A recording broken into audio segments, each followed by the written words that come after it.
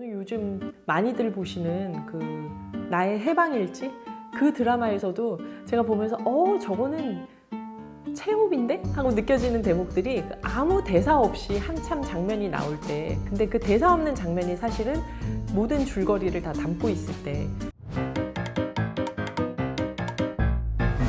최호빈이 또 희곡도 쓰니까 두 번째 시기에서 희곡이 뭐 갈매기나 바니 아저씨 같은 게 나오다 후반부에 가서는 세자매 벚꽃동산 명작을 남기고 끝나요.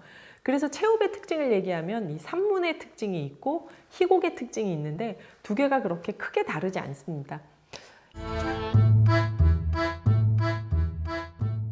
여러분들이 가장 최근에 본 작품 중에서 아마 드라이브 마이 카 같은 경우 여기 바니 아저씨가 나오니까 하루키 소설을 그 텍스트로 했다 하고 나오지만 그 영화를 보면 하루키 소설만큼이나 더 중요한 게 바니 아저씨잖아요.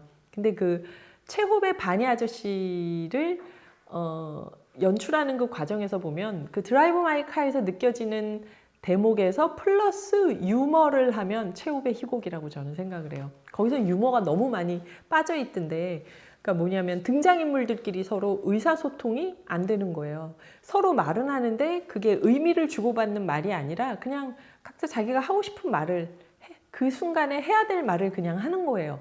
그래서 이게 등장인물들끼리 서로 자기 하고 싶은 말을 하고 이게 주고받는 의사소통이 아니네? 하는 그 부조리성을 느끼게 하는 게 최호 희곡의 중요한 특징인데, 드라이브 마이 카에서는 그걸 더 적극적으로 어떻게 표현해요? 배우들이 전부 각자 자기 나라 말로 대사를 하잖아요. 전혀 이상하지 않아요. 그렇게 해도. 각자 자기 나라 말로 대사를 한다는 건 대충 지금 그 순서에 네가 말을 하는구나 하는 건 알지만 그 의미는 파악하지 못하고 계속 나가는 거잖아요. 거기서 오히려 최호 등장인물들 간의 의사소통의 부재가 더 크게 드러나는 거죠. 그럼 굉장히 최호를 잘 살리는 연출이었다고 봐요. 그리고 두 번째는 침묵의 힘.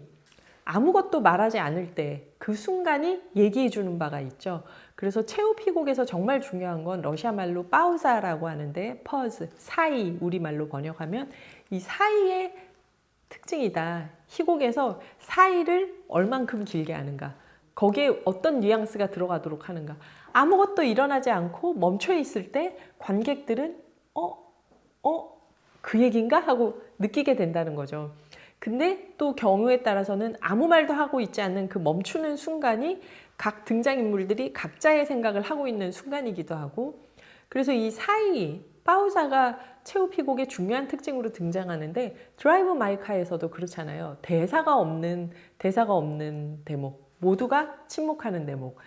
등장인물이, 거기 주인공 남자가 누구를 죽였다, 살인을 한 것 같다는 게 드러날 때 그 순간 멈춰지는 침묵, 이런 것들이 최호 희곡에서 가장 큰 특징이라고 보는 그 파우자를 표현한 거거든요. 파우자의 특징은 저는 요즘 많이들 보시는 그 나의 해방일지 그 드라마에서도 제가 보면서 저거는 최호빈데? 하고 느껴지는 대목들이 아무 대사 없이 한참 장면이 나올 때, 근데 그 대사 없는 장면이 사실은 모든 줄거리를 다 담고 있을 때, 그 천호진 씨인가요? 그분이 연기하는 아버지가 대사가 거의 없잖아요.